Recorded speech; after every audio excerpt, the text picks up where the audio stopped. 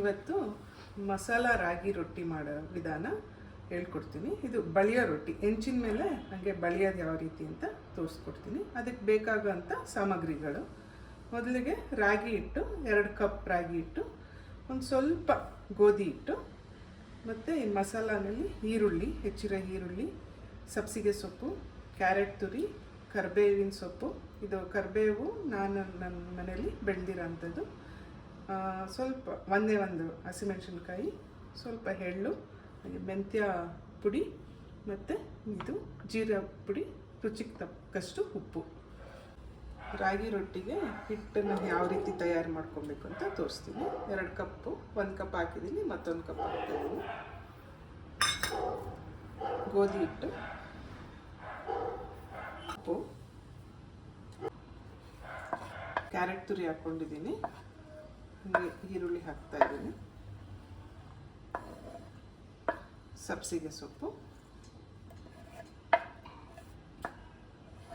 ಹಸಿಮೆಣಸಿನ್ಕಾಯಿ,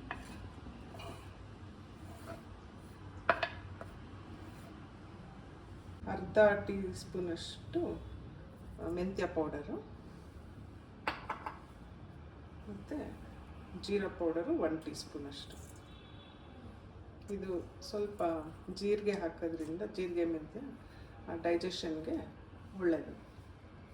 ಕೊನೆಯದಾಗಿ ಎಳ್ಳೆಣ್ಣೆ ಹಾಕ್ತಾಯಿದ್ದೀನಿ.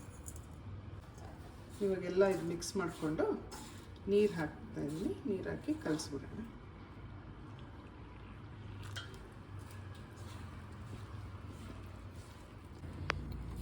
ನೋಡಿ, ಈ ರೀತಿ ಎಲ್ಲ ಮಸಾಲ ಹಾಕಿರೋ ರಾಗಿ ಹಿಟ್ಟನ್ನ ಕಲಿಸ್ಕೊಳ್ಳಿ.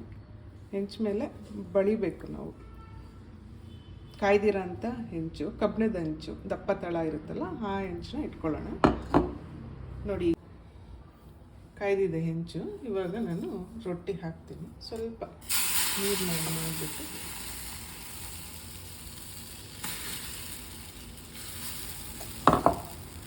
ಒಂದು ಪಾತ್ರೆಯಲ್ಲಿ ನೀರು ಇಟ್ಕೊಂಡಿರ್ತಾರೆ, ಕೈ ಹಚ್ಕೊಂಡು ಕೂಡ ಬಳ್ಕೊಂಡು, ನಿಮ್ಗೆ ಎಷ್ಟು ಸಾಧ್ಯನೋ ಅಷ್ಟು ತೆಳ್ಳಗೆ ಬಳ್ಕೊಂಡು.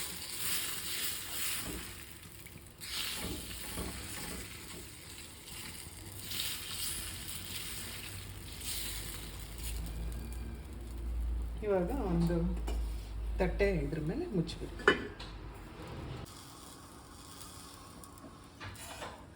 ನೋಡಿ, ಇವಾಗ ಒಂದು ಸೈಡ್ ಬೆಂದಿದೆ. ಇದಕ್ಕೆ ಮೇಲೆ ನಾನು ಇವಾಗ ತುಪ್ಪ ಹಾಕೊತಾ ಇದ್ದೀನಿ.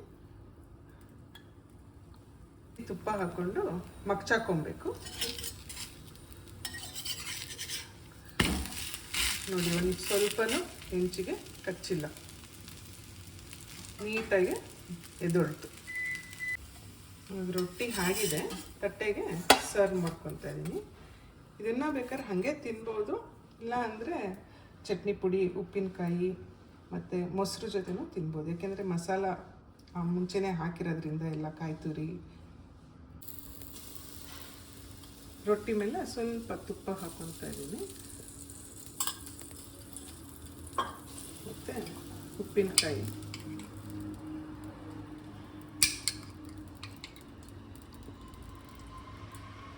ಜೊತೆಗೆ ಗಟ್ಟಿ ಮೊಸರು.